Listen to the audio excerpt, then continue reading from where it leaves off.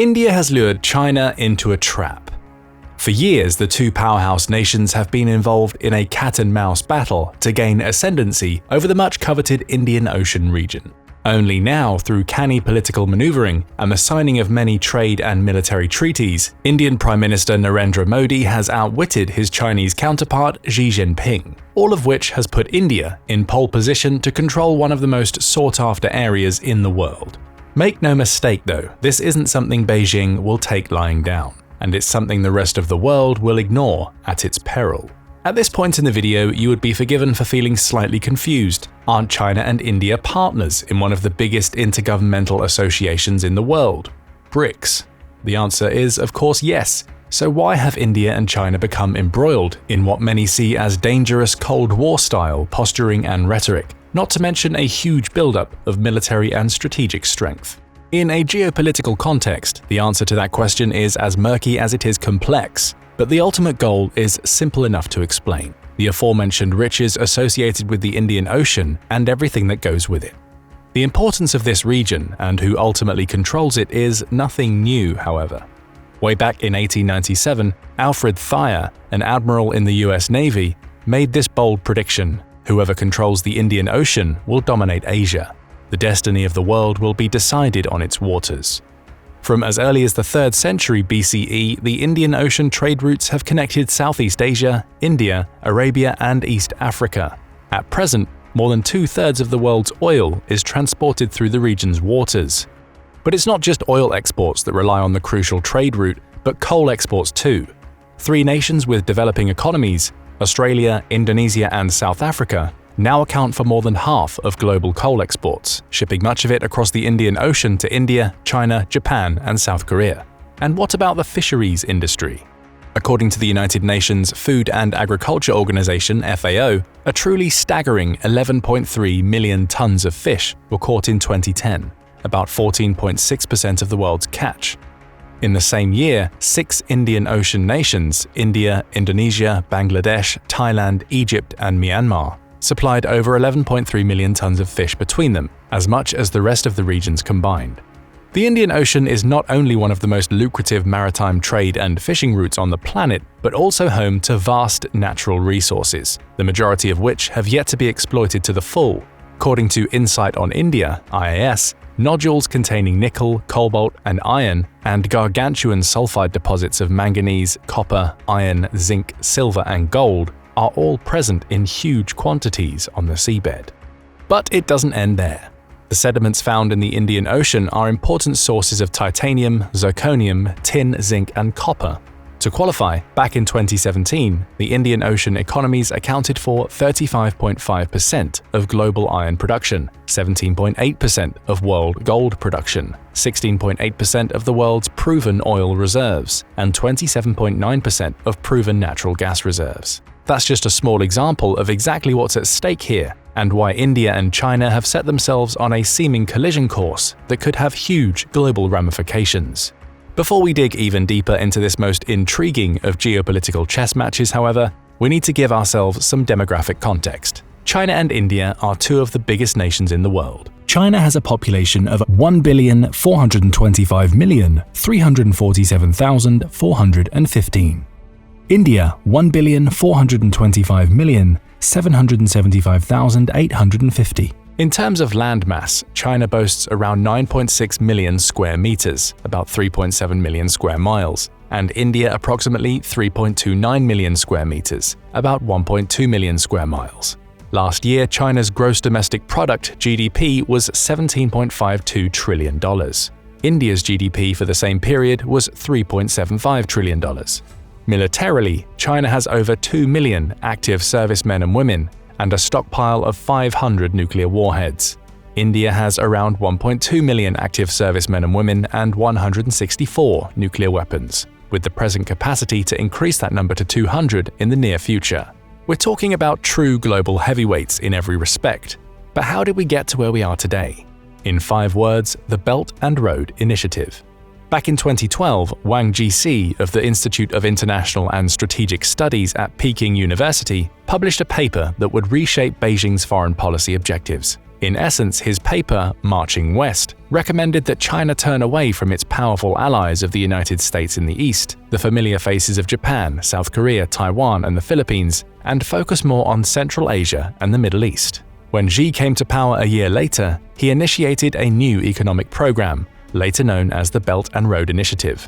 Around that time, China had just started to send goods to European markets on trains that followed the 2,000-year-old Silk Road routes across the steppes of Central Asia. When the other nations in Southeast Asia asked to be included, Xi was only too happy to oblige with a maritime Silk Road link between Southeast Asia and South Asia to East Africa, and thus the Belt and Road Initiative was born. So why would this project lead to so much tension between China and India, especially when you consider the international investment the project attracted? By 2019, Hungary, Portugal, and Italy, a member of the group of 7 leading industrialized democracies, had signed agreements to cooperate. Saudi Arabia, Iran, and countries across Latin America and Africa quickly followed suit. Surely a new lucrative trade route is a good and positive development for all countries concerned. On paper, yes, it is.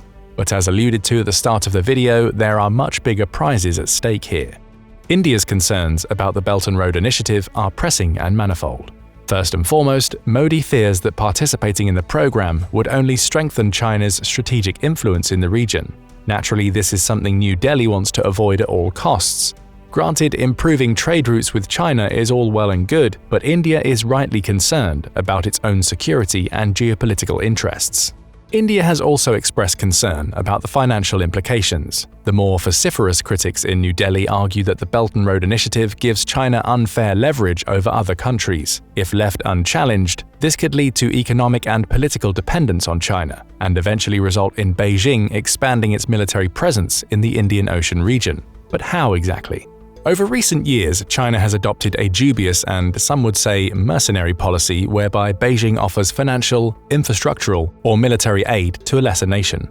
However, the repayment terms have an ambiguous dynamic attached to them. In a CNN report from March 2023, China is said to have loaned massive sums to countries across Asia, Europe, and Africa, extending its global influence through mega infrastructure projects and becoming one of the world's biggest creditors in the process. According to Brad Parks, co-author of a joint study from the World Bank, Harvard Kennedy School, Kiel Institute for the World Economy, and the US-based research lab Aid Data, Beijing has created a new global system for cross-border rescue lending, but it has done so in an opaque and uncoordinated way. But what are we talking about in terms of figures? China has spent over $240 billion bailing out 22 countries involved in the Belt and Road Infrastructure project, including Argentina, Pakistan, Kenya, and Turkey. An act of global altruism, or a cynical way to exploit countries in their time of need and make them indebted to you in more ways than just the financial. If we adopt the latter mindset, we can construct the following hypothetical situation.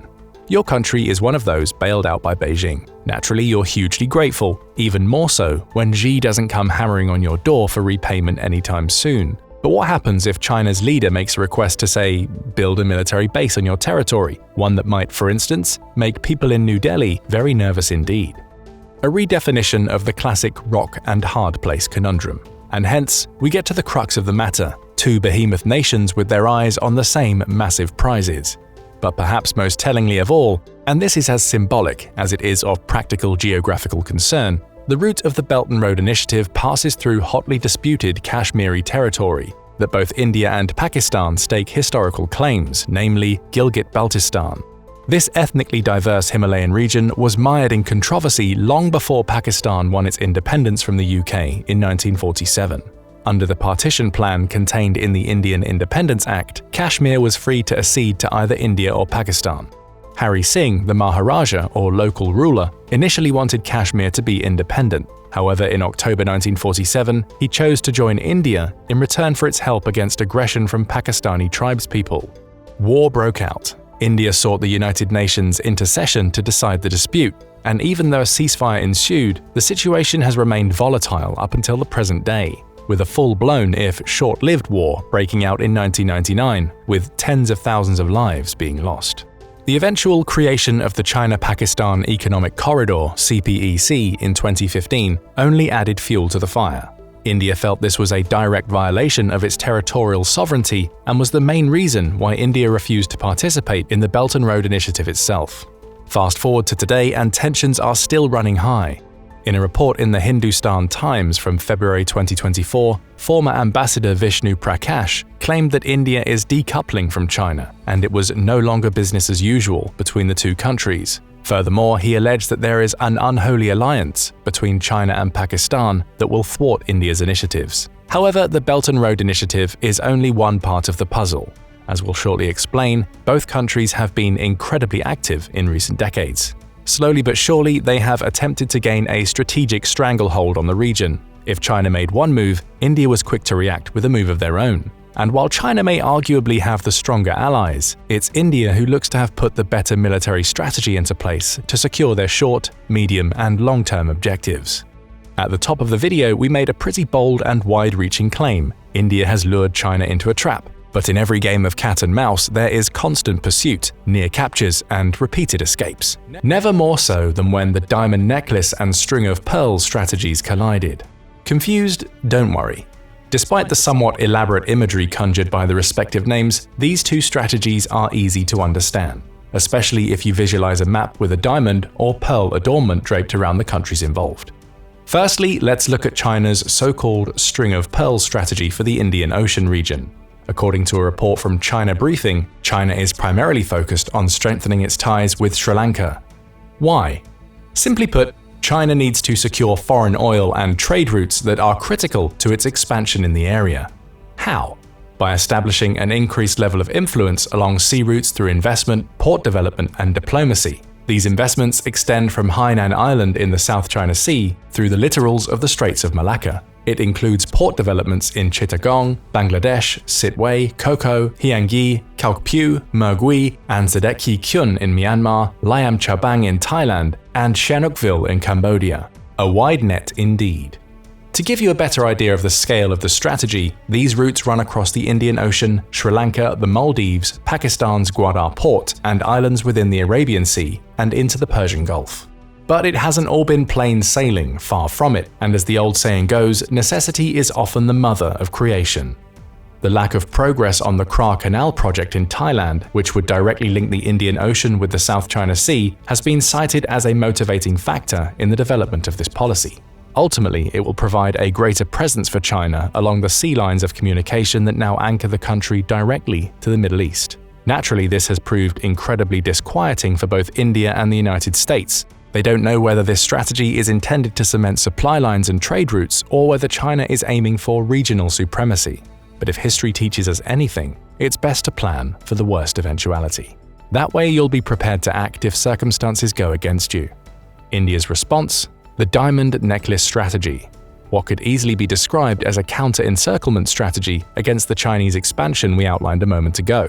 Originally coined by former Foreign Secretary Lalit Mansingh, India has opted for a multi-pronged program, including the building of ports and extensive coastal surveillance radar (CSR) systems to track Chinese warships and submarines. Ultimately, this will solidify defense ties, expand bilateral relations with South Asian countries, island nations in the Indian Ocean region, and Southeast Asian nations, and include regular military exercises with US, Japanese, and Australian naval forces. But what will this achieve exactly? First and foremost, important military and strategic agreements with Vietnam, Japan, the Philippines, South Korea, Indonesia, Singapore, and Thailand have all been signed, all of which will help India fight back against Chinese expansion in the region. Just as importantly, the strategy will help India access and build ports crucial for its own trade initiatives. But where will these ports likely be located? India is developing the Chabahar port in Iran, opening a new land-sea route to Central Asian countries and bypassing Pakistan. Strategically close to the Chinese Gwadar port, it's also located close to the Strait of Hormuz. This will put India in a great position since it overlooks the Gulf of Oman, a crucially important oil supply route. India is also building deep-sea ports in Indonesia, Bangladesh, and Myanmar with similar strategic objectives. Furthermore, Modi has signed agreements to access naval facilities in Oman and Singapore. This first facility is again close to the Strait of Hormuz, where over 30% of oil exports travel through. The second, on the Changi Naval Base in Singapore, is strategically located close to the Strait of Malacca. And it doesn't stop there. In 2022, India strengthened its historic links to Mongolia and added another diamond to its strategic necklace. An alliance too close for comfort, no doubt, for China. According to India's Economic Times, India has agreed to fund a new greenfield oil refinery project in South Gobi to the tune of $1.2 billion. No small change. India also knows the importance of building solid radar networks. For that reason, they have done deals with Bangladesh, the Maldives, Sri Lanka, Mauritius, and the Seychelles. By constructing ports and signing bilateral agreements, India hopes to improve trade ties with the respective nations and open different trade routes, all of which will help India to stymie Chinese influence in these countries and promote India's own economic objectives along the way. Even more worrying from a Chinese perspective, India is also a member of the Quadrilateral Security Dialogue, Quad, an informal alliance of nations comprising the US, Australia, India, and Japan. While not a formal alliance, the Quad represents a strong and real challenge to Chinese hegemony on the global stage. Ostensibly, this group was set up after the Indian Ocean tsunami of 2004. Since then, however, one of the group's main objectives, even if not overtly stated, is to curb China's growing influence in the Indian Ocean and both the East and South China Seas. Back in 2022, right after the COVID-19 crisis, Japan hosted a summit to discuss the post-pandemic world. According to a report by the Council on Foreign Relations, CFR, the leaders spoke of their resolve to uphold the international rules-based order where countries are free from all forms of military, economic, and political coercion. This broadside was clearly aimed at China's growing use of its economic might to achieve political gains. In that respect, Australia, India, and Japan have all recently felt China's coercive pressures. Speaking of Japan, China's historical adversary, Tokyo signed a trade deal with India back in 2011. The India-Japan Comprehensive Economic Partnership Agreement effectively eliminates tariffs on 90% of Japanese exports to India, including auto parts and electric appliances, and 97% of imports from India, including agricultural and fisheries products. But how does India's membership of these organizations and the signing of these trade deals affect its standing in BRICS? As mentioned at the top of the video, China and India aren't just antagonistic nations locking horns like rutting stags, but members of the same intergovernmental alliance. Founded in 2009 as BRIC, it wasn't until South Africa joined in 2010 that it became BRICS. The basic objective of the alliance was to give emerging economies more influence in international politics. Whether the group has achieved that objective is still up for debate. What can't be denied, with the inclusion of more states, Egypt, Ethiopia, Iran, Saudi Arabia, and the United Arab Emirates, effectively joined on January 1, 2024, is the collective size and influence of the alliance. Let's give you the facts and figures to back that claim up. The expanded group has a combined population of about 3.5 billion, or 45% of the world's inhabitants. Their economies are worth more than $28.5 trillion, or about 28% of the global economy. Over recent years, however, India has been an increasingly marginalized voice in the BRICS structure. Why? Quite simply, India has become involved with too many strategic partnerships. As a result, Modi has often found himself to be the odd man out when it comes to making many key decisions. In short, you can't be everybody's friend and ally, and it's impossible to keep Washington, Moscow, and Beijing happy when pursuing political, economic, and military agendas diametrically opposed to each of their best interests.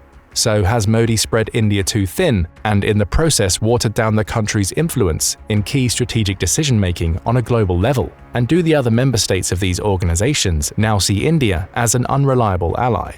The answer? Probably. But high-stakes political maneuvering is nothing if not a tightrope act. After all, the rewards are huge. Let's look at an illustrative example from the Quad summit mentioned above. Naturally, Russia's invasion of Ukraine and the humanitarian crisis in Europe it precipitated were high on the agenda. Tellingly, India found themselves in an incredibly awkward situation again, and for all the wrong reasons. As soon as Putin launched his invasion, all member states, apart from India, imposed brutal sanctions on Russia.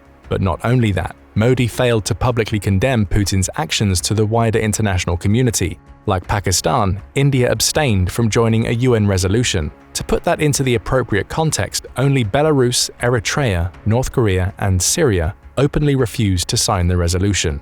Hardly the best company to be keeping in the broader global context. And again, we have to ask the reason why. India is buying oil from Russia at a heavily discounted rate. While a report from Outlook contends that this is a means to secure India's energy security interests and shouldn't therefore be politicized in any way, shape or form, it doesn't look good to the watching world.